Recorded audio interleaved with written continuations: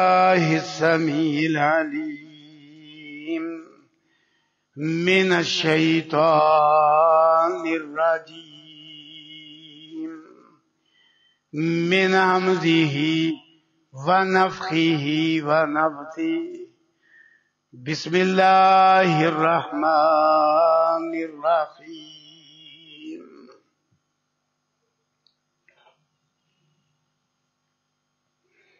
إلا تنصروه فقد نصره الله إذ أخرجه الذين كفروا ثاني اثنين إذ هما في الغار إذ يقول لصاحبه لا تحزن إن الله معنا فأنزل الله سكينته عليه وأيده بجنود لم تروها وجعل كلمة الذين كفروا السفلى وكلمة الله هي العليا والله عزيز حكيم. گزشتہ سے پیوستہ خطبہ جمعہ میں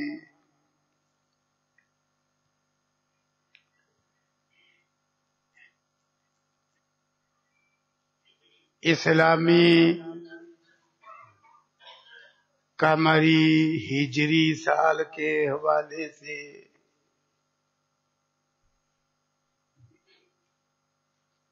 یہ مضمون بیان کیا گیا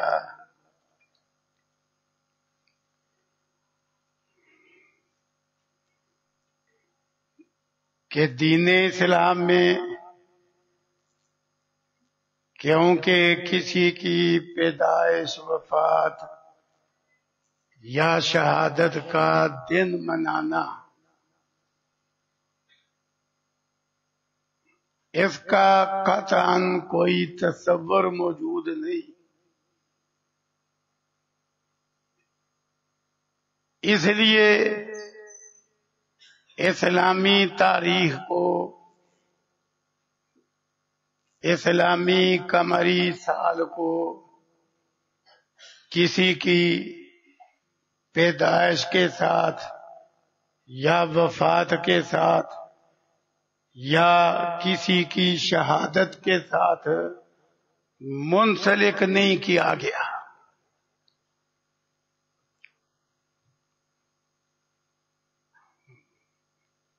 اس پہ مفصل قرآن و سنت کے دلائل کی روشنی میں بات ہوئی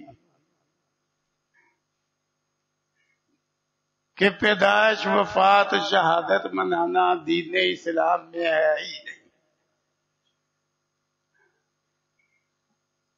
تو اسی وجہ سے اسلامی تاریخ کو، اسلامی قمری سال کو ہجرت مدینہ سے منسلک کیا گیا۔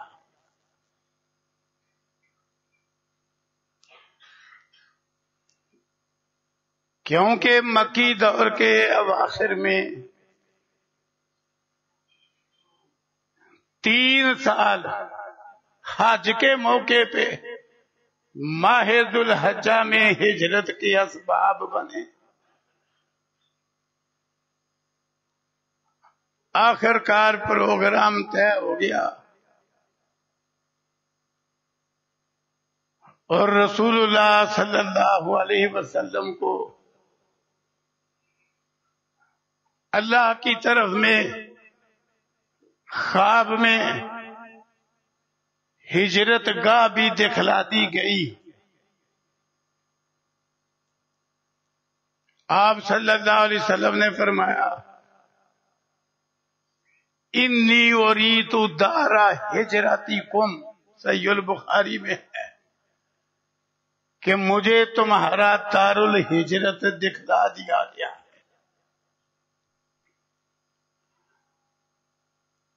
دو پہاڑی سلسلوں کے درمیان کھجوروں والی سرزمین ہے، فرمایا لوگ اسے یثرب کہتے ہیں لیکن اب وہ مدینہ ہے۔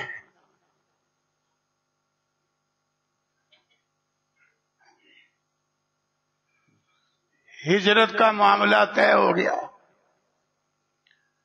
رسول اللہ صلی اللہ علیہ وسلم نے عام اہل اسلام جو اس وقت مکے میں موجود تھے انہیں ہجرت کا حکم جاری کر دیا کہ مکہ سے مدینہ ہجرت کر جاؤ۔ ذوالحجہ میں اسباب بنے، ماہ محرم میں مہاجروں کے قافلے نکلنے لگے، اور یہ رسول اللہ صلی اللہ علیہ وسلم کی بڑی دلیری، شجاعت، بہادری اور جرأت کی دلیل ہے کہ اتنے سخت حالات میں آپ اپنے ساتھیوں کو نکلنے کا حکم دے رہے ہیں اور خود تنے تنہا مکے میں رہ رہے ہیں۔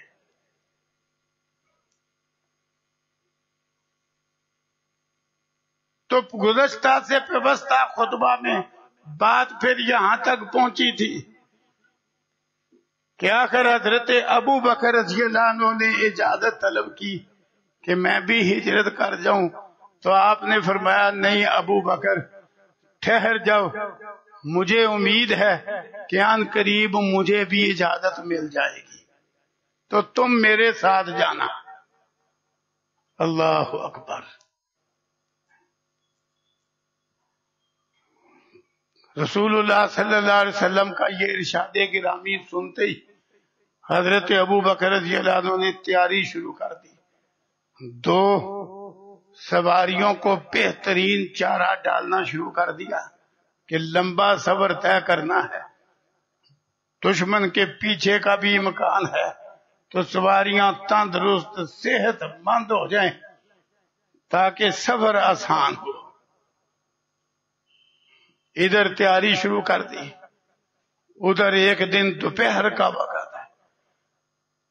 یوں رسول اللہ صلی اللہ علیہ وسلم روزہ نہیں، اما عائشہ رضی اللہ عنہ بیان کرتی ہیں صحیح البخاری میں کہ روزانہ بلا ناغہ صبح شام ہمارے گھر تشریف لاتے تھے، لیکن اس دن دوپہر کے وقت بتلانے والے نے بتلایا ابو بکر رضی اللہ عنہ وہ رسول اللہ صلی اللہ علیہ وسلم تپتی دوپہر میں سر پہ کپڑا اوڑے آپ کے گھر کی جانب تشریف لا رہے ہیں۔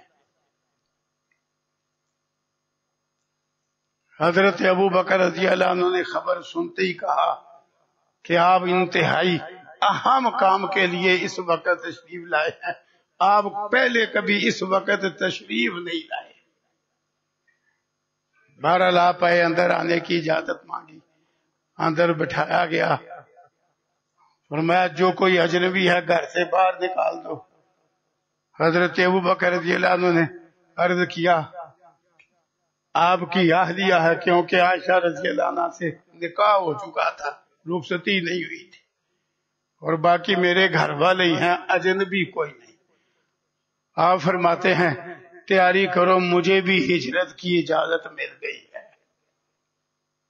اب ذرا غور کیجئے 2 طرفہ کیسے جذبات ہیں۔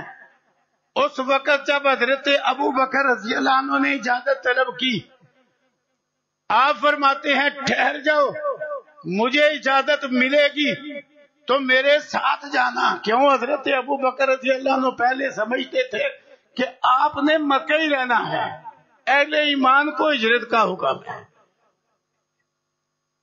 تو آپ نے فرما دیا کہ نہیں مجھے بھی اجازت ملے گی۔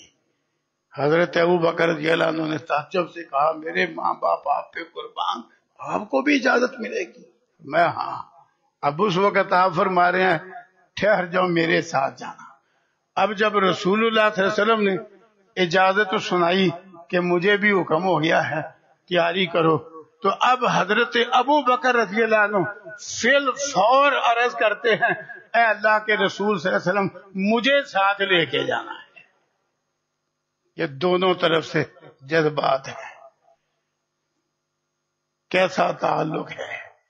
اس لیے اللہ تعالیٰ نے بڑے زبردست انداز میں ہجرت کا نقشہ قرآن کریم میں کھینچا ہے. اب رسول اللہ صلی اللہ علیہ وسلم نے احتیاط والا طریقہ اختیار کیا. شرعی حدود میں رہ کے اسباب اختیار کرنا توکل کے منافی نہیں. ایک ماہر راستہ جاننے والا تھا. اس وقت جب افراد نے نکلنا ہوتا تھا یہ سڑکیں نہیں تھی، سنگے میل نہیں لگے ہوئے تھے، راستے میں بورڈ نہیں ہوتے تھے، نہ ہی کوئی مسافت درج ہوتی تھی. کچھ تجربہ کار لوگ ہوتے تھے جو مسافروں کو لے کے جاتے تھے، انہیں دلیل کہا جاتا تھا. رسول اللہ صلی اللہ علیہ وسلم نے ایک شخص اجرت پہ تیار کر دیا، اگرچہ وہ کافر قوم کا ایک فرد تھا، لیکن کئی کافر بھی قابل اعتماد ہوتے ہیں. اس وقت اور کوئی دستیاب ہی نہیں تھا، تو اس کو راستہ بتلانے والے کے طور پہ آپ نے لے لیا. سواریاں اس کے حوالے کر دی اور اس کو کہا کسی کو خبر نہیں ہونے دینا. 3 راتوں کے بعد فلاں جگہ غارِ ثور کے قریب سواریاں لے کے پہنچ جانا ہے. سواریاں اس کے حوالے کر دی اور خود رسول اللہ صلی اللہ علیہ وسلم نے احتیاط کیا فرمائی. تیاری ہوئی تو شہزادے راہ تیار کیا گیا. ذرا غور کیجئے، حضرت ابو بکر رضی اللہ تعالیٰ عنہ ہر کام میں کس طرح رسول اللہ صلی اللہ علیہ وسلم کی خدمت میں اور پورا گھرانہ بھی خدمت میں ہے. سادے راہ تلاش تیار کرنے والی حضرت عائشہ رضی اللہ عنہ ہے، اسے 2 تھیلوں میں باندھنا ہے. تھیلے باندھنے کے لیے شے کوئی نہیں. حضرت اسماء ابو بکر رضی اللہ عنہ کی بیٹی کہتی ہیں کہ میرے کمر بند کوئی 2 ٹکڑے کر کے تھیلے باندھے جا سکتے ہیں. حضرت ابو بکر رضی اللہ عنہ کا کرو. کمر بند کے 2 ٹکڑے کیے، 2 تھیلے باندھ دیے. لقب بند گیا ذات النطاقین، 2 کمر بند والی. کیونکہ ایک ٹکڑا کمر بند کے طور پہ استعمال کیا، ایک ٹکڑے کے پھر 2 کر کے 2 تھیلے بنائے، تو ذات النطاقین یہ لقب ملا رسول اللہ صلی اللہ علیہ وسلم کی طرف سے. اس وجہ سے معروف ہے. یہ صحیح البخاری میں تفصیل درج ہے.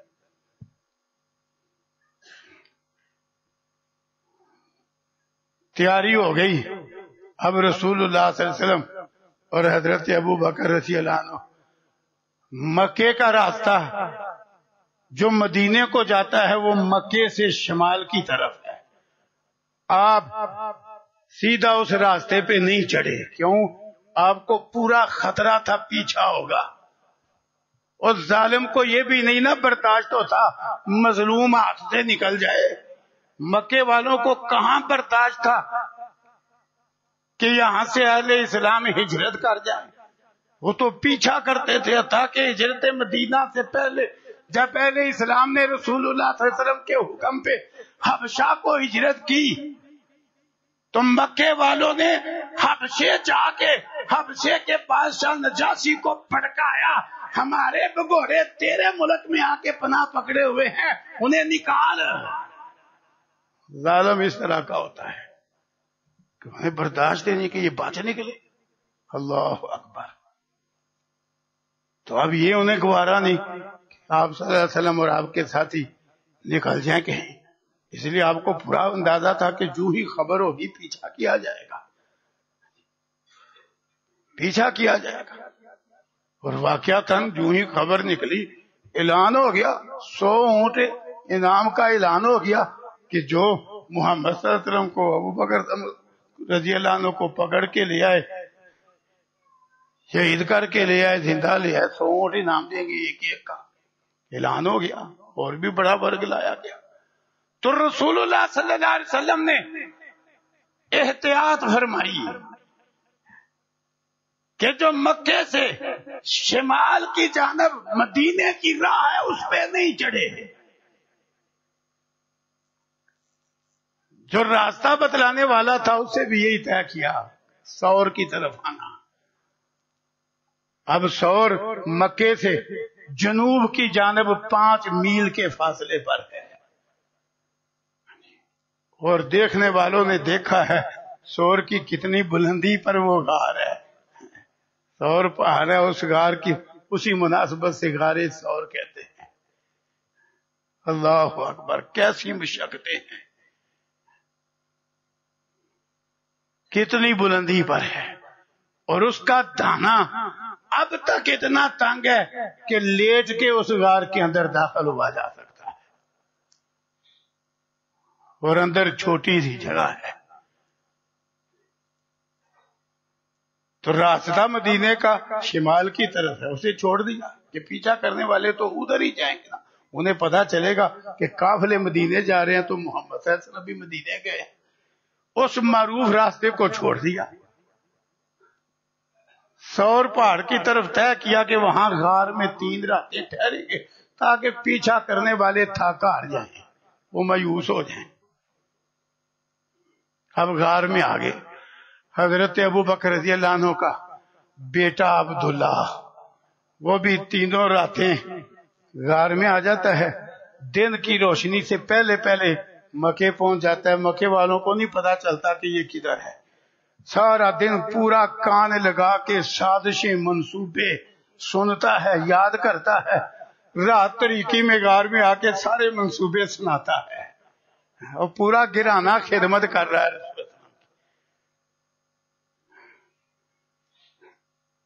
اور حتیٰ کہ حضرت ابو بکر رضی اللہ عنہ کا غلام عامر بن فہیرہ، وہ جو ہی طریقی ہوتی ہے وہ بکریاں چراتے چراتے غار کی طرف آ جاتا ہے،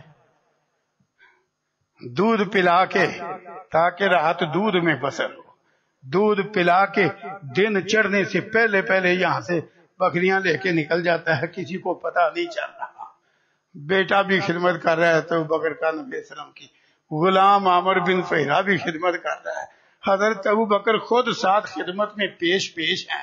پہلے خود غار کے اندر داخل ہوئے، سارا کچھ صاف کیا، اس کے سوراخ وغیرہ بند کیے تاکہ اگر کوئی اندر تکلیف دہ چیز ہو تو تکلیف مجھے پہنچے، رسول اللہ صلی اللہ علیہ وسلم کو نہ پہنچے۔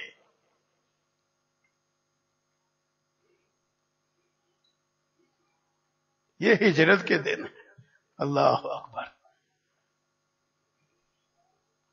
اب پیچھا کرنے والے ہر طرف پیچھا کر رہے ہیں، یہ دونوں غار میں پہنچے ہوئے ہیں، حتیٰ کہ پیچھا کرنے والے صحیح البخاری میں لکھا ہے غار کے منہ تک آ گئے۔ یہی نقشہ اللہ نے قرآن میں کھینچا ہے۔ الا تنصروا، سورہ توبہ ہے، 10واں پارہ ہے۔ اہل ایمان کو رسول اللہ صلی اللہ علیہ وسلم کی حمایت اور مدد پر ابھارتے ہوئے فرمایا کہ یہ تو تمہیں درجات دینے کے لیے اللہ پیغمبر کے ساتھ مل کے جہاد کا حکم دیتا ہے، ورنہ یاد رکھو اللہ کو اپنے دین کے لیے تمہارے جہاد کی بھی ضرورت نہیں ہے، یہ تو وہ تمہیں درجہ دینا چاہتا ہے، ورنہ مثال تمہارے سامنے ہے۔ الا تنصروا، اگر تم میرے نبی کی مدد کے لیے نہیں نکلو گے، فقط نصرہ اللہ، تو اللہ نے اپنے نبی کی اس وقت مدد کر کے دکھلائی تھی اذ اخرج الذین کفروا، جب اسے کافروں نے نکلنے پہ مجبور کر دیا تھا۔ ثانی اثنین اذ ہما فی الغار، اور جب 2 تھے غار میں۔ ثانی اثنین کا لغوی معنی ظاہری لفظی معنی بنتا ہے 2 کا دوسرا، لیکن اس کا مطلب ہے 2 میں سے پہلا، پہلے رسول اللہ صلی اللہ علیہ وسلم، دوسرے حضرت ابو بکر رضی اللہ عنہ۔ 2 تھے غار میں، کیونکہ اصل ہجرت کے ساتھی یہ دونوں تھے بنیادی طور پہ، باقی تو خدمت کے لیے آ جا رہے تھے۔ اذ ہما فی الغار، اور حضرت ابو بکر رضی اللہ عنہ کے لیے یہ جو لفظ بولے گئے ہیں نا کہ پہلے رسول اللہ صلی اللہ علیہ وسلم اور دوسرے ابو بکر، حدیث کی کتب پڑھو تو پتہ چلتا ہے کہ بہت سارے امور میں اور بہت سارے میدانوں میں ایسے ہی ہوا. پہلے رسول اللہ صلی اللہ علیہ وسلم، دوسرے حضرت ابوبکر. اس سفر میں بھی ایسے ہی ہے. قبول اسلام میں پیغمبر قوم کا سب سے پہلا مومن پیغمبر ہوتا ہے، کیونکہ اس پہ جو اتارا جاتا ہے سب سے پہلے وہ قبول کرتا ہے. پہلے سب سے نمبر پہ وہ پیغمبر خود ہوتا ہے. قرآن کریم میں یہ مذکور ہے. اب پہلے رسول اللہ صلی اللہ علیہ وسلم ہیں اور دوسرے کون ہیں؟ ابوبکر رضی اللہ عنہ. امت کے لحاظ سے ایمان لانے میں پہلے ہیں، رسول اللہ صلی اللہ علیہ وسلم کے مقابلے میں دوسرے ہیں. ثانیہ سے نہیں حکما فی الغار. حتیٰ کہ آپ کی حیات مبارکہ میں جب رسول اللہ صلی اللہ علیہ وسلم نہیں کسی جگہ پر اور ابو بکر موجود ہیں تو مصلی امامت میں کھڑے ابو بکر رضی اللہ عنہ ہو گئے ہیں، اور نہیں کوئی کھڑا ہوا حضرت ابو بکر کے ہوتے ہوئے. یہ دوسرا نمبر تھا تمام امور میں. امامت میں بھی یہ نمبر تھا. امامت صغرا مصلی کی امامت ہے، اس میں بھی یہی. امامت کبرا وہ خلافت والی امامت ہے، اس میں بھی یہی. پہلے انتظام رسول اللہ صلی اللہ علیہ وسلم کے پاس تھا تو آپ کی وفات پہ خلیفہ حضرت ابو بکر رضی اللہ عنہ بنے. ثانیہ سے نہیں حکما فی الغار. اور یہ ترتیب اللہ اکبر حدیث کی کتابوں میں بہت زیادہ ہے، مضمون وہ علیحدہ ہے. تو بہرحال اللہ نے نقشہ کھینچا. کیوں؟ بڑی مشقتیں تھیں سفر میں. اب ہوا کیا؟ پیچھا کرنے والے غار کے منہ تک آ گئے. حضرت ابو بکر رضی اللہ عنہ پریشان ہو گئے. صحیح البخاری میں لکھا ہے، عرض کیا اللہ کے رسول صلی اللہ علیہ وسلم یہ بالکل غار کے منہ پہ آ گئے ہیں، ایسی جگہ پہ ہیں اگر ان میں سے کسی نے پاؤں کی طرف دیکھا نا، اپنے پاؤں کی طرف، تو نظر سیدھا ہم پہ پڑے گی. اپنے پاؤں کی طرف دیکھا، یہ ایسے سر پہ آ گئے. اس موقع پہ جو رسول اللہ صلی اللہ علیہ وسلم نے بات کہی وہ اللہ نے قرآن بنا دی. اذ یقول لصاحبہ لا تحزن ان اللہ معنا. فرمایا جب پیغمبر اپنے ساتھی سے کہہ رہا تھا غم نہ کر، اللہ ہمارے ساتھ ہے. اذ یقول لصاحبہ، عربی زبان میں صاحب اس ساتھی کو کہتے ہیں جو بکثرت ساتھ رہے. یہ بکثرت ساتھ رہنا قرآن کریم میں حضرت ابو بکر رضی اللہ عنہ کے حق میں ثابت ہے. پوری امت مسلمہ کے پرانے نئے مفسرین اس پہ متفق ہیں کہ یہاں اذ یقول لصاحبہ اس سے مراد ابو بکر ہیں رضی اللہ عنہ.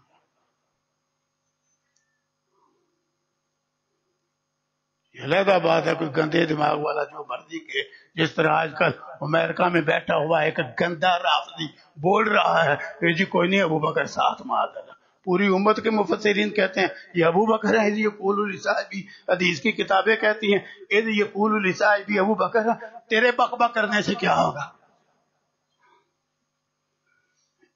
اذ یقول لصاحبہ، قرآن نے حضرت ابو بکر رضی اللہ عنہ کو پیغمبر کا صاحب کہا. عربی لغت میں صاحب اس کو کہا جاتا ہے جو کثرت کے ساتھ رہے. یہی وجہ ہے عربی زبان میں بیوی کو صاحبہ کہا جاتا ہے، کیونکہ بیوی بکثرت شوہر کے ساتھ رہتی ہے. اللہ نے وہ لفظ بولا ابو بکر کے، اذ یقول لصاحبہ لا تحزن، غم نہ کر. اور یہ جو لفظ ہے نا حزین یحزن، اللہ اکبر، اس کے کئی مطلب ہیں. اس کا ایک مطلب ہے کہ یہ اس معنی میں بھی استعمال ہوتا ہے جب کسی کو اپنی ذات کا غم نہ ہو، دوسرے کا غم ہو. اور قرآن نے گواہی دی غار کے اندر جب پیچھا کرنے والوں نے پیچھا کیا تو ابو بکر کو اپنا غم نہیں تھا، پیغمبر کا غم تھا کہ آپ کو کوئی تکلیف نہ پہنچے. لا تحزن ان اللہ معنا. اور باقاعدہ ایک صحیح روایت کے اندر یہ وضاحت بھی موجود ہے کہ جب رسول اللہ صلی اللہ علیہ وسلم نے تسلی دی تو حضرت ابو بکر رضی اللہ عنہ نے عرض کیا اے اللہ کے رسول صلی اللہ علیہ وسلم میں اپنے بارے فکر مند نہیں، مجھے تو فکر آپ کا ہے کہ آپ کو کوئی نقصان نہ ہو جائے. فرمایا ما غم نہ کر ان اللہ معنا. اور موسیٰ علیہ السلام نے کہا تھا جب قوم نے کہا نا آگے دریا ہے پیچھے فرعون کا لشکر غبار اڑاتا آ رہا ہے ہم پکڑے گے، تو حضرت موسیٰ علیہ السلام کو اپنے ساتھیوں سے وہ محبت نہیں تھی، بات بات پہ بگڑنے والے تھے. کہا کلا ایسا نہیں ہوگا، انا مائی ربی میرے ساتھ میرا رب ہے. لیکن پیغمبروں کے امام پوری اولاد آدم کے سردار جناب محمد الرسول اللہ صلی اللہ علیہ وسلم کو اپنے صحابی ابو بکر سے اتنا پیار ہے، یہ نہیں کہا لا تحزن ان اللہ معیا، کہا لا تحزن ان اللہ معنا. ابو بکر غم نہ کر، اللہ میرے اور تیرے ساتھ ہے. سبحان اللہ. لا تحزن ان اللہ معنا. موسیٰ علیہ السلام نے کیا کہا؟ معیا، میرے ساتھ میرا رب ہے. آپ نے کیا کہا؟ ان اللہ معنا، ہم دونوں کے ساتھ اللہ ہے. حتیٰ کہ حدیث کے اندر ساتھ یہ الفاظ ہیں، قرآن نے یہ بیان کیے، حدیث کے اندر ساتھ مزید تفسیر ہے.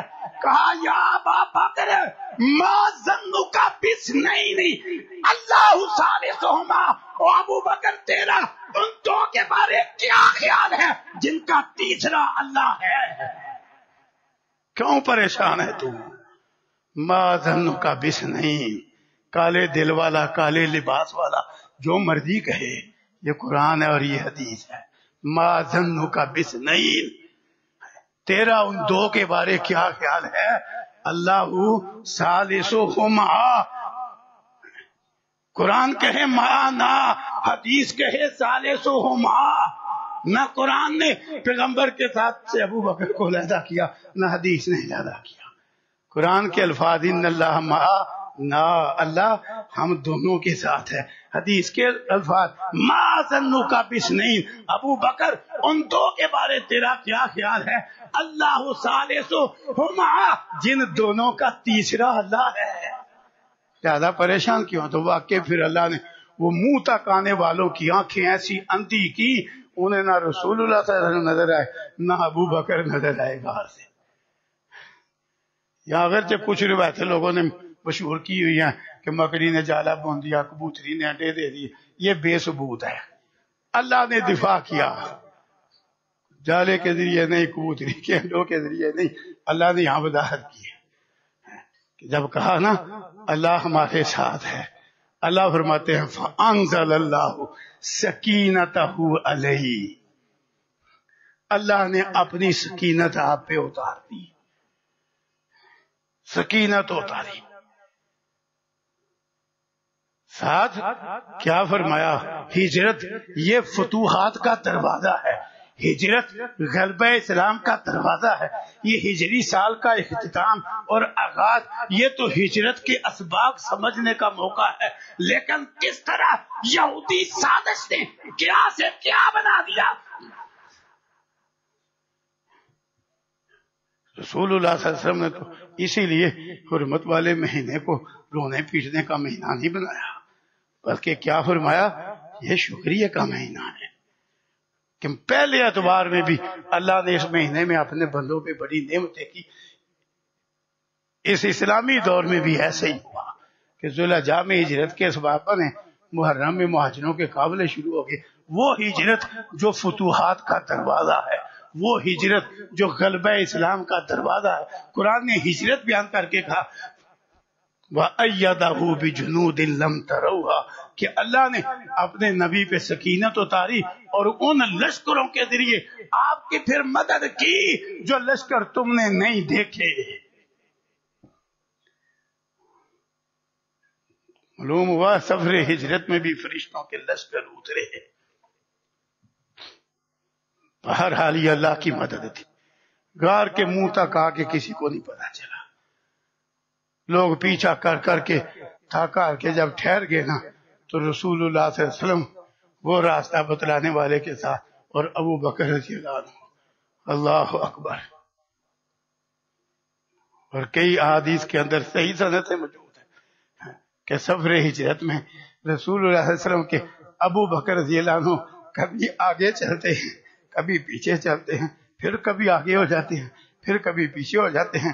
رسول اللہ صلی اللہ علیہ وسلم پوچھتے ہیں ابو بکر یہ کیسی چال ہے, کبھی آگے چلتے ہو کبھی پیچھے چلتے ہو؟ کہا اللہ کے رسول صلی اللہ علیہ وسلم جدھر سے کوئی خطرہ محسوس ہوتا ہے ادھر آگے ہو جاتا ہوں, نقصان مجھے ہو آپ کو نہ ہو. رسول اللہ صلی اللہ علیہ وسلم نے مزید اللہ اکبر پھر دعائیں دی حضرت ابو بکر. کہا جدھر سے خطرہ محسوس کرتا ہوں ادھر آگے ہو جاتا ہوں. پھر سواری پہ سفر ہجرت شروع ہو گیا. حضرت ابو بکر سواریاں دو ہیں, ایک پہ وہ راستہ بتلانے والا سوار ہو, حضرت ابو بکر رضی اللہ عنہ نبی صلی اللہ علیہ وسلم کے پیچھے سوار ہو گئے, آگے آپ کو سوار کر دیا ہے, خود پیچھے سوار ہو گئے. راستے میں کئی جو اجنبی تھے اور خبر انہوں نے سنی ہوئی تھی کہ نکل رہے ہیں اور انعام کا اعلان ہوا, وہ پوچھتے کئی دفعہ. حضرت ابو بکر ذرا معروف تھے, آپ صلی اللہ علیہ وسلم لوگوں میں اتنے معروف نہیں تھے. وہ حضرت ابو بکر سے پوچھتے یہ آپ کے آگے کون سوار ہے؟ تو کہتے رجل یہدینی السبیل, یہ ایک آدمی ہے مجھے راستہ بتلاتا ہے. اس کو کہتے ہیں توریہ. لوگ سمجھتے صبر کا راستہ بتلاتا ہے, ابو بکر کا تو مطلب تھا ہدایت کا راستہ بتلاتا ہے. محمد صلی اللہ علیہ وسلم اس طریقے سے دفاع کرتے جا رہے ہیں. مسلسل ایک رات اور اگلے دن دوپہر تک سفر ہی جاری رکھا, مسلسل, تاکہ جتنا زیادہ نکل سکے. اب جب اگلے دن دوپہر کا وقت ہوا نا, حضرت ابو بکر رضی اللہ عنہ, یہ سارا تفصیلی واقعہ صحیح بخاری, حضرت ابو بکر رضی اللہ عنہ نے کہا اللہ کے رسول صلی اللہ علیہ وسلم اب آرام کرنا چاہیے, میں آپ کے لیے جگہ بناتا ہوں, میں نگرانی کروں گا, آپ نے بے خوف ہو کے آرام کرنا ہے, نگرانی میں کروں گا. ایک چٹان پہ سایہ تھا, اس کو صاف کیا, کپڑا بچھایا, کہا اللہ کے رسول صلی اللہ علیہ وسلم آپ تسلی سے آرام کریں, میں دائیں بائیں پوری نظر رکھوں گا کیونکہ پیچھا کرنے والا نہ آئے. جو جی نگرانی بھی ہو رہی ہے, نبی صلی اللہ علیہ وسلم آرام فرما رہے. صبر تو ابو بکر نے بھی ساتھ کیا ہوا ہے, لیکن ابو بکر رضی اللہ عنہ نے آرام نہیں کیا. پیغمبر کا کتنا فکر ہے, سایہ دار جگہ پہ کپڑا بچھا کے رسول اللہ صلی اللہ علیہ وسلم کو آرام کا موقع دے دیا, خود ادھر ادھر پوری نگرانی کر رہے ہیں. دیکھا ایک چروا بکریاں لے کے آ رہا ہے. حضرت ابو بکر کہتے ہیں وہ چٹان کی طرف ہی آ رہا تھا, وہ بھی وہی چاہتا تھا جو ہم چاہتے تھے, وہ بھی سائے کی تلاش میں تھا کہ ذرا آرام کر لو. کہتے ہیں جب وہ قریب آیا نا, کہتے ہیں میں نے پوچھا تو کس کی بکریاں چراتا ہے, تو وہ بندہ میرا تعلق والا نکل آیا.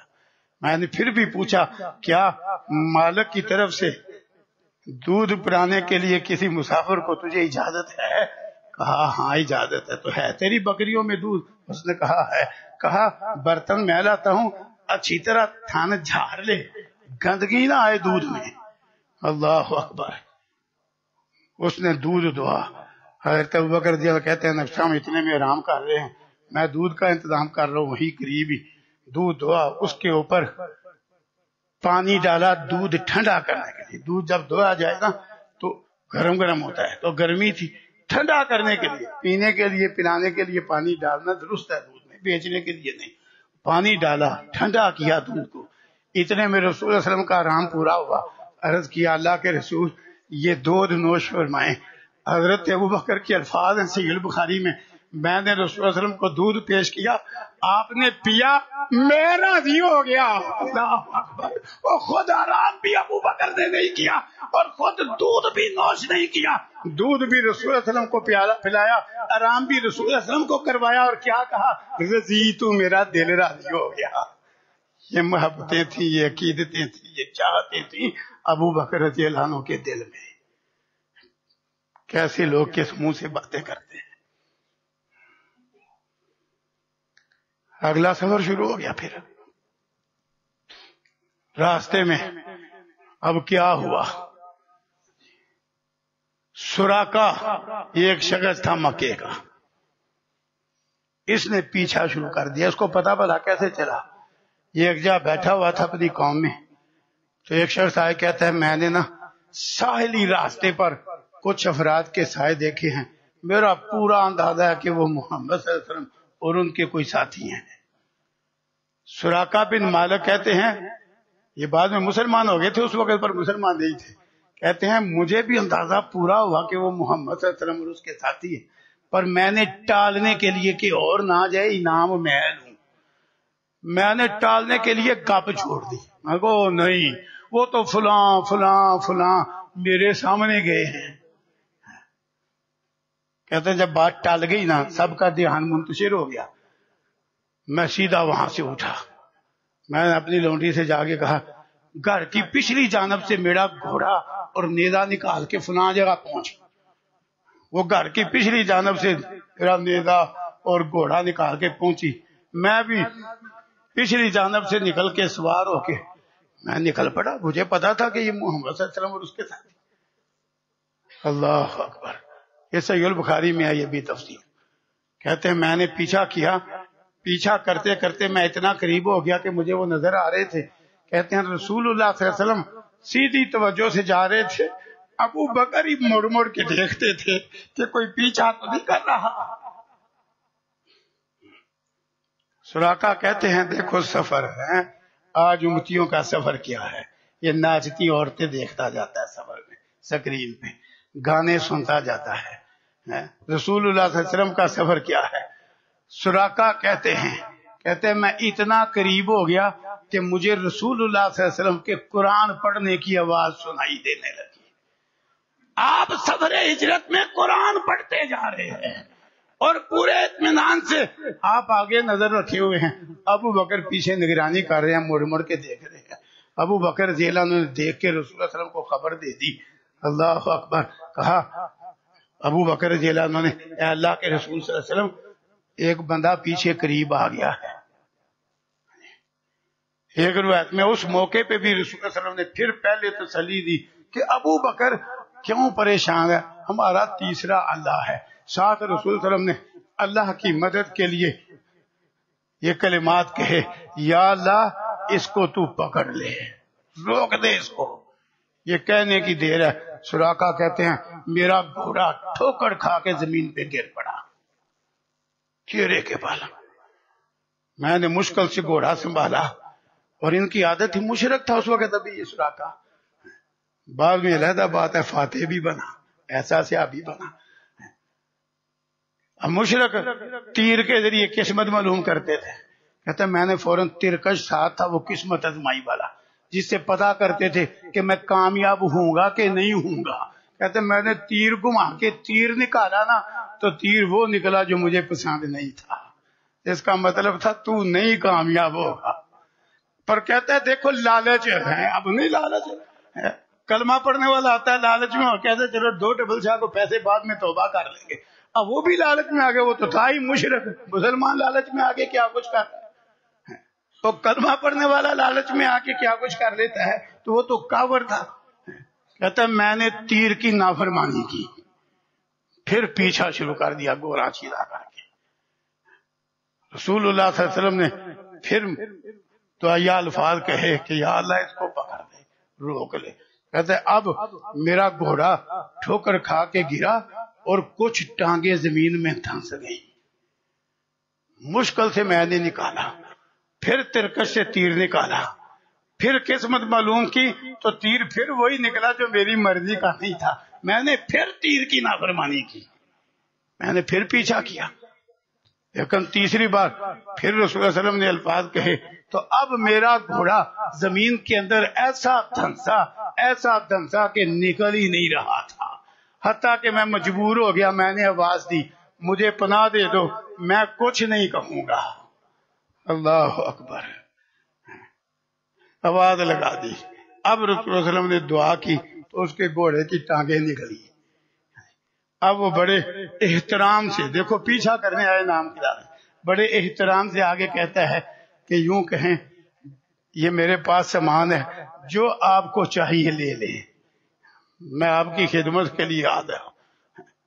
راوی کہتا ہے دیکھو دن کے یہ ایک حصے میں انعام کے لالچ میں دشمن بن کے آیا ہے، اور اسی دن کے پچھلے حصے میں دفاع کر کے جانے والا بن رہا ہے۔ اللہ اکبر، آپ نے کوئی شے نہیں قبول کی، کہا کچھ نہیں ہمیں چاہیے، تو سارا کچھ اپنے پاس ہی رکھ، ایک کام کر بس، جاتے ہوئے جو ادھر آئے اس کو تو جیسے ٹال سکتا ہے ٹال دینا، بس یہ تو کام کر، شے کوئی نہیں ہمیں چاہیے، اس سے کوئی شے نہیں قبول کی۔ لیکن وہ اتنا مرعوب ہو گیا اس واقعہ سے کہ اس نے سمجھا کہ کل کو محمد صلی اللہ علیہ وسلم کا معاملہ غاصب ہو سکتا ہے، میں نے پیچھا کیا ہوا ہے، یہ ساتھی آخر ابو بکر رضی اللہ عنہ ساتھ ہیں، یہ جا کے خبر دیں، کوئی مجھے ہلاک نہ کر دے اس واقعہ کی وجہ سے۔ کہا اے محمد صلی اللہ علیہ وسلم مجھے پناہ لکھ دو۔ اللہ اکبر، آپ نے لکھوا دی کہ چلو ہماری طرف سے آپ کو امان ہے، دیکھو آپ نے پیچھا کرنے والے کو بھی معاف کر دیا۔ تو سراقہ وہ واپسی پہ کوئی آتا بھی ہے نا پیچھے تو اس کو کہتا ہوں میں ہو آیا ہوں، واپس جاؤ، ادھر کچھ نہیں، دشمن بن کے دفاع کر کے جا رہا ہے۔ اللہ یہ اللہ کی مدد ہے۔ وَأَيَّدَهُ بِجُنُودٍ لَمْ تَرَوْهَا، اللہ نے اس صبر ہجرت میں بھی اپنے پیغمبر کی ایسے لشکروں سے مدد کی جو تم نے نہیں دیکھے، اور بعد میں بھی مدد کی۔ یہ عام ہے، صرف صبر ہجرت کے ساتھ خاص نہیں، عام ہے کہ اللہ نے پھر اپنے پیغمبر پہ اپنی مدد اتاری، سفر میں بھی اتاری، بعد میں غزوات میں بھی اتاری۔ تو غور کیجئے کس طرح رسول اللہ صلی اللہ علیہ وسلم کا یہ صبر ہجرت ہو رہا ہے اور اللہ کی حفاظت میں ہو رہا ہے، پیچھا کرنے والوں سے بھی اللہ نے بچایا ہے۔ آپ اسی طرح پرامن انداز میں سفر کرتے کرتے، واقعہ تو مفصل ہے، مدینے پہنچ جاتے ہیں۔ ادھر مدینے والوں کو خبر ہے کہ آپ صلی اللہ علیہ وسلم بھی آ رہے ہیں، وہ روزانہ ہی صبح صبح سرحد پہ نکل آتے ہیں کہ استقبال کریں، رابطے تو تھے نہیں، اللہ اکبر، وہ سرحد پہ پہنچ جاتے ہیں۔ جب دوپہر خوب دھوپ پڑتی ہے نا تو وہ واپس ہوتے ہیں۔ ایک دن دوپہر تک انتظار کر کے واپس ہوئے ہی تھے، ایک یہودی کسی کام کے لیے چھت پہ چڑھا، راستے میں نا رسول اللہ علیہ وسلم کو حضرت عبداللہ بن زبیر رضی اللہ عنہ، ان کے باپ زبیر رضی اللہ عنہ کا قافلہ ملا تھا، وہ تجارتی سفر کر کے واپس آ رہے، انہوں نے سفید لباس رسول اللہ علیہ وسلم کو پہنائے تھے۔ وہ یہودی نے دیکھا کہ سفید کپڑوں میں ملبوس، اس کو اندازہ ہو گیا کہ یہ مسلمان جس کا انتظار کر رہے ہیں نا یہ وہی ہیں۔ اس نے اعلان کر دیا، او مدینے والو، یثرب والو، اور جس کا تم انتظار کر کے واپس آ گئے ہو اور تمہاری مطلوبہ چیز سرحد کے قریب پہنچ گئی ہے۔ اس نے یہودیوں کے اعلان کیا، وہ جو نکلے ہوئے تھے نا دوبارہ نکل کھڑے ہوئے، اسلحہ پہنا، زیریں پہنی، خود چڑھائے جلدی جلدی، کیوں دفاع کا وعدہ ہوا تھا، نکلے پھر استقبال کے لیے۔ تو رسول اللہ صلی اللہ علیہ وسلم تشریف لائے، اللہ اکبر۔ تو اللہ تعالیٰ نے قرآن میں نقشہ کھینچا کس طرح حضرت ابو بکر ساتھ ہے، پھر ساتھ اللہ نے اس ہجرت کو عظیم الشان قرار دیا کہ اللہ تعالیٰ نے اس کے ذریعے پھر فتوحات کے دروازے کھولے، پھر بدر میں فرشتے اتر رہے ہیں، احد میں مدد اتر رہی ہے، حنین میں اتر رہی ہے، آخر ہجرت مدینہ کے بعد جلد ہی وہ وقت آ جاتا ہے، یہ ہے ہجرت۔ اسی لیے اہل اسلام نے ہجری سال کے ساتھ تاریخ کو مرتب کیا، ہجرت کا پہلا سال، ہجرت کا دوسرا سال، ہجرت کا تیسرا سال، حتیٰ کہ وہ ہجرت کا 1444واں سال ختم ہوا ہے اور یہ ہجرت کا 1445واں سال شروع ہو گیا ہے کہ اس ہجرت کے بعد فتوحات کے دروازے کھل گئے۔ تھوڑی ہی دیر کے بعد وہ وقت آ گیا، اللہ اکبر، کہ رسول اللہ صلی اللہ علیہ وسلم فاتح بن کے مکے میں بھی داخل ہو گئے، کسی کو مقابلے میں آنے کی جرأت ہی نہیں، حتیٰ کہ پھر وہ وقت آ گیا آپ کے حج سے 1 سال پہلے اعلان ہو گیا، خبردار، اللہ نے پیغمبر صلی اللہ علیہ وسلم کو حجۃ الوداع کروانے سے پہلے مکہ کو ہر طرح کی علائشوں سے پاک کروا دیا۔ جب آپ فاتح بن کے داخل ہوئے، بت تو سارے آپ نے گرا دیے، جو بیت اللہ کے اوپر تھے، بیت اللہ کے اندر تھے، بیت اللہ کے اندر تصویریں تھی وہ بھی صاف کروا دی۔ پھر حضرت علی رضی اللہ عنہ کو بھیجا، جاؤ جہاں جہاں کوئی بت ہے، تصویر ہے، مٹا دو، کوئی اونچی قبر ہے اس کو برابر کر دو۔ صحیح مسلم میں ہے، یہ کام تو آپ نے فتح مکہ کے موقع پہ کر لیا، لیکن آپ کے حج سے 1 سال پہلے جس کے امیر حج حضرت ابو بکر رضی اللہ عنہ تھے، پھر کئی اور اعلان ہو گئے، کہا خبردار، بیت اللہ کا طواف کافر اور مشرک ننگی ہو کے کرتے تھے، شیطان کیسے گمراہ کر دیتا ہے، سواب سمجھ کے وہ تو کافر تھے جو ثواب سمجھ کے ننگے ہو کے طواف کرتے تھے. آج کلمہ پڑھنے والوں کا حال نہیں. سارے ننگا تو گستاخ، سارے ہی ننگا تو ولی کامل. آپ کے شہر میں دربار موجود ہے. سارا ننگا تو ہائے ہائے ہائے، شیطان مت کیسی مارتا ہے. سارا ننگا تو گستاخ اور سارے ہی ننگا تو وہ بھی وہ بیت اللہ جیسی جگہ کا طواف ننگی ہوگی کرتی اور ثواب سمجھ کے اعلان کروا دیا رسول اللہ صلی اللہ علیہ وسلم نے. اس حج میں جس کے امیر حضرت ابو بکر بنائے گئے، خبردار مشرک پلید ہے. آج کے اس سال کے بعد کوئی مشرک نہیں اب حج کر سکے گا، نہ ہی کوئی ننگا بیت اللہ کا طواف کر سکے گا. اس طرح بیت اللہ مکہ صاف کروا کے حجۃ الوداع پہ پھر رسول اللہ صلی اللہ علیہ وسلم گئے. تو یہ سارا کچھ کیا ہے؟ یہ ہجرت سے شروع ہوا ہے. ہر طرف سے علاقے فتح ہونے لگے، اسلام کے جھنڈے لہرانے لگے، کفر شرک کا زور ٹوٹنے لگا. یہ سارا کچھ ہجرت سے ہوا. تو ہجرت کیونکہ ایسا عظیم الشان عمل ہے جس پر اللہ کی مدد اترتی ہے. اللہ نے قرآن میں وعدہ کیا ہوا ہے، وَمَن يُهَاجِرْ فِي سَبِيلِ اللَّهِ يَجِدْ فِي الْأَرْضِ مُرَاغَمًا كَثِيرًا وَسَعًا. جو اللہ کی راہ میں ہجرت کرے گا وہ زمین میں بڑی موافق جا پائے گا اور بڑی کشادگی پائے گا، اللہ کی بڑی مدد پائے گا. تو یہ تو ہجرت یاد کرنے کے دن تھے کہ ہجری سال ختم ہوا، ہجری سال شروع ہوا، جس کا تعلق ہجرت مدینہ سے. لیکن لوگوں نے کیا کیا؟ وہ کام جو نہ قرآن میں نہ حدیث. جو کچھ اس مہینے میں ان دنوں میں ہو رہا ہے یہ محض لوگوں کا تعارف ہے، نہ قرآن میں ہے نہ حدیث میں ہے نہ ان کی فقہ جعفریہ میں. یہ یاد رکھیں، قرآن کریم میں نہ پیدائش منانا ہے، نہ وفات منانا ہے، نہ شہادت منانا ہے، نہ ہی کسی دکھ پہ تکلیف پہ نہ ہوا ماتم اور بے صبری کے اظہار کی اجازت ہے. رسول اللہ صلی اللہ علیہ وسلم کی حدیث اور سنت میں بھی نہ کسی کی پیدائش منانا ہے، نہ وفات منانا ہے، نہ شہادت منانا ہے، نہ کسی دکھ یا مصیبت کے موقع پہ بے صبری کا مظاہرہ کرنا جائز ہے، نہ ہی نوح و ماتم کی اجازت ہے، نہ ہائے وائے پکارنے کی اجازت ہے. قرآن صبر والوں کو خوشخبری سناتا ہے. رسول اللہ صلی اللہ علیہ وسلم کی حدیث اور سنت کیا کہتی ہے؟ آپ فرماتے ہیں انا بری ممن ہلاک وخرق وسلک. جس نے دکھ کی وجہ سے سر مڈایا، دکھ کی وجہ سے گریبان پھاڑا، دکھ کی وجہ سے اونچی چیخو پکار کی، انا بری، میں محمد اس سے لا تعلق اور بیزار ہوں. تم جتنا مرضی کو عقیدت و احترام سے منایا گیا، جس کام سے محمد رسول اللہ صلی اللہ علیہ وسلم بری بیزار اور لا تعلق ہیں، وہ دین کیسے ہے؟ کہیں آپ فرماتے ہیں لیس منا من ضرب الخدود وشق الجیوب ودعا بدعوی الجاہلیہ. جو دکھ کی وجہ سے گریبان پھاڑے، رخسار پیٹے، ہائے وائے کی پکار پکارے، وہ ہمارا نہیں. لیس منا. یہ دین کیسے ہے؟ امن کمیٹی بھی مصیبت میں، پولیس بھی مصیبت میں، فوج بھی مصیبت میں. یہ دین کیسا ہے؟ نہ قرآن میں نہ حدیث میں.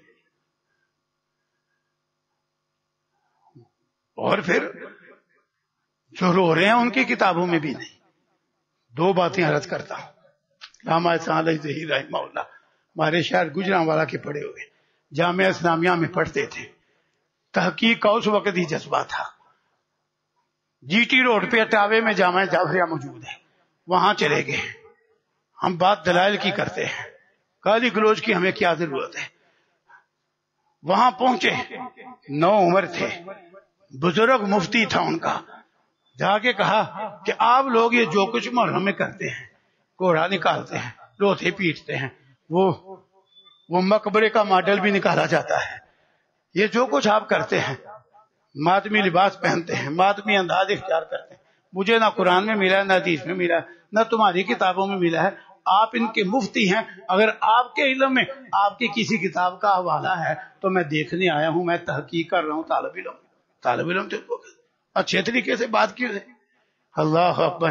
تو جامعہ جعفریہ کا مفتی بڑا کیا کہتا ہے، بزرگ تھا، عمر رسیدہ تھا، یہ 9 عمر تھی. کہتا ہے بیٹا جو آپ کہہ رہے ہیں بات وہی ہے، نہ یہ قرآن میں ہے، نہ یہ حدیث میں ہے، نہ ہماری کسی کتاب میں ہے، یہ تو ہماری پہچان ہے. اگر ہم یہ نہ کریں تو ہمارا کسی کو پتہ نہیں چلتا کہ ہم بھی ملک میں رہتے ہیں. یہ تو ہمارا تعارف ہے، ورنہ نہ قرآن میں نہ حدیث میں نہ ہماری کسی کتاب میں. یہ جامعہ جعفریہ کا مفتی کہتا ہے. اور واقعہ تو ان کی کتابوں میں تو مذمت ہے لوہے اور ماتم کی. کئی دفعہ میں نے حدیث سنائی جو ان کی کتاب میں، صحیح البخاری کی نہیں، صحیح مسلم کی نہیں، حیات القلوب فارسی کتاب ہے، فارسی ترجمہ ہوا ہے حدیث کی روایتوں کا، اس کے اندر یہ روایت موجود ہے. اور راوی حضرت عائشہ نہیں، حضرت حفصہ نہیں، حضرت ابو بکر نہیں، حضرت عمر نہیں، راوی حضرت عثمان نہیں، راوی اللہ اکبر عظیم باپ کی عظیم بیٹی حضرت فاطمہ الزہرا ہیں رضی اللہ عنہا. یہ اللہ نے ہمیں توفیق دی ہے. ہم صحابہ کی عظمت بھی مانتے ہیں، اہل بیت کی فضیلت بھی مانتے ہیں. ہم جہاں ابو بکر و عمر رضی اللہ عنہ کی شان مانتے ہیں، وہاں حضرت حسین، حضرت حسن رضی اللہ عنہ کو بھی پیغمبر کی خوشبوئیں مانتے ہیں. جس طرح ابو بکر و عمر کی محبت ہمارا ایمان ہے، کعبے کے رب کی قسم حضرت حسن اور حضرت حسین کی محبت اور عقیدت بھی ہمارا ایمان ہے. ہم ایک کے ساتھ ہو کے دوسرے کو گالیاں نہیں دیتے. یہ تیرا یہودیوں والا طریقہ ہے. یہودیوں نے موسیٰ علیہ السلام کو نبی مانا، عیسیٰ علیہ السلام کو معاذ اللہ والا تم سے نہ کہا. نہیں، پر ہم نہیں، ہم عظمت صحابہ کو بھی مانتے، عظمت اہل بیت کو بھی مانتے. ہم کیسے نہ مانیں کہ رسول اللہ علیہ وسلم کہتے ہیں یہ حسن اور حسین رضی اللہ عنہ میری خوشبوئیں ہیں. ہم ان کی مظلومیت کو بھی مانتے، لیکن جو تم رنگ دیتے ہو وہ کوئی نہیں، وہ غلط ہے. شہادت منانا غلط ہے، ماتم غلط ہے، اور جو واقعوں کو تم نے انداز دیا وہ کوئی نہیں، اس کا کوئی ثبوت نہیں ہے. جتنی تفسیر رو رو کے بیان کی جاتی ہے، پر آج میں البدایہ والنہایہ کا 2 گھنٹے مطالعہ کر کے اس واقعہ میں، ہر صفحے پہ اس واقعہ میں ہے کالا ابو مخنف جھوٹا راوی ہے. لیکن اس کا یہ مطلب تو نہیں کہ ہم ان کے فضائل نہیں مانتے. جب سنا میری خوشبوئیں ہیں، ان سے محبت حضرت ابوبکر نے کی، ان سے محبت حضرت عمر نے کی، حضرت عثمان نے اہل بیت سے محبت کی، اور انہوں نے بھی ابو بکر و عمر سے محبت کی. حضرت علی کے بیٹوں میں ایک کا نام ابو بکر ہے، حضرت حسین کے بیٹوں میں ایک کا نام ابو بکر ہے، اور دشمنوں کے نام پہ نام کون رکھتا ہے؟ یہ دشمنیاں تم نے بنائی ہوئی ہیں رضی اللہ عنہ. بہرحال حیات القلوب کی حدیث، راویہ حضرت فاطمہ الزہرا سیدہ نساء اہل الجنہ، وہ فاطمہ کہ نبی صلی اللہ علیہ وسلم نے تھا میرے بدن کا ٹکڑا ہے، جس نے اس کو تڑپایا اس نے مجھ کو تڑپایا. اور یہ لوگوں نے جھوٹ باندھا ہوا ہے کہ جی وراثت نہ دی تو حضرت فاطمہ ابو بکر پہ ناراض ہوگی، اور ساتھ کہتے ہیں لو جی انہوں نے ان کو ناراض کر کے نبی صلی اللہ علیہ وسلم کو ناراض کر لیا. نہیں، حضرت فاطمہ ناراض نہیں، بلکہ حضرت ابو بکر کو شبہ ہوا. البدایہ والنہایہ میں یہ بات صحیح سند سے موجود ہے. شبہ ہوا کہ شاید فاطمہ کو مسئلے کا علم نہ ہونے کی وجہ سے ناراض ہو گئی ہیں. جا کے کہا کہ مجھے اور کسی سے اتنی محبت نہیں جتنی پیغمبر کے اہل بیت سے محبت ہے. اگر تو ناراض ہے تو مجھے اللہ کے لیے معاف کر دے.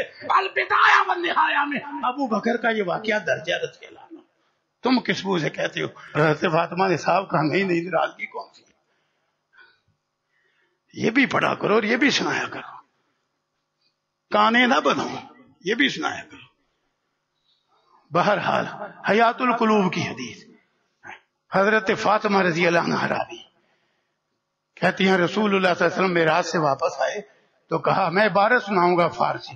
زنے را دیدم، ایک عورت کو میں نے دیکھا بصورت سگ کہ اس کی شکل کتے جیسی، 3 سزائیں، شکل کتے جیسی. ملائکہ بگرزہائے آہنی، سرو گردن شعور آمیز دند، فرشتے لوہے کے ہتھوڑوں سے اس کے سر اور گردن کو مار رہے ہیں. وآتش در تہمس داخل بھی گردن دبرس بیرومی آبردن، اور فرشتے آگ منہ میں داخل کر کے اس کی پشت سے باہر نکال رہے ہیں. فاطمہ پرسید، اور سیدۃ النساء اہل الجنہ نے پوچھا، فاطمہ نے پوچھا رضی اللہ عنہ جانے پدر پیارے ابا جان مرا خبر بکن، مجھے یہ تو بتلاؤ سیرت آزنے چیبو، جس عورت کی یہ 3 صدایں آپ نے دیکھی، شکل کتے جیسی، ہتھوڑے لوہے کے اس کو لگ رہے ہیں اور آگ منہ میں داخل کر کے پشت کے راستے نکالی جا رہی ہے، اس عورت کا جرم کیا تھا؟ پدر گفت ابا جان، رسول اللہ صلی اللہ علیہ وسلم نے جواب ارشاد فرمایا حسد کرتی تھی اور ماتم کرتی تھی۔ تو کیا عقیدت و احترام سے بلایا گیا؟ تیری کتاب کہتی ہے کہ ماتم کی بات سے اس عورت کی شکل کتے جیسی تھی۔ یہ میری کتاب کا والا نہیں۔ اللہ تعالی ہمیں ٹھنڈے دل سے غور کرنے کی توفیق عطا فرمائے۔ کس چیز کو ہم نے دین بنایا ہوا؟ دین وہ ہے جو اللہ نے اتارا، رسول اللہ صلی اللہ علیہ وسلم نے امت تک پہنچایا۔ اللہ اسی پہ قائم رکھے اور مرتے دم تک اسی کی دعوت دینے کی توفیق عطا فرمائے۔ وآخر دعوانا ان الحمد للہ رب العالمین۔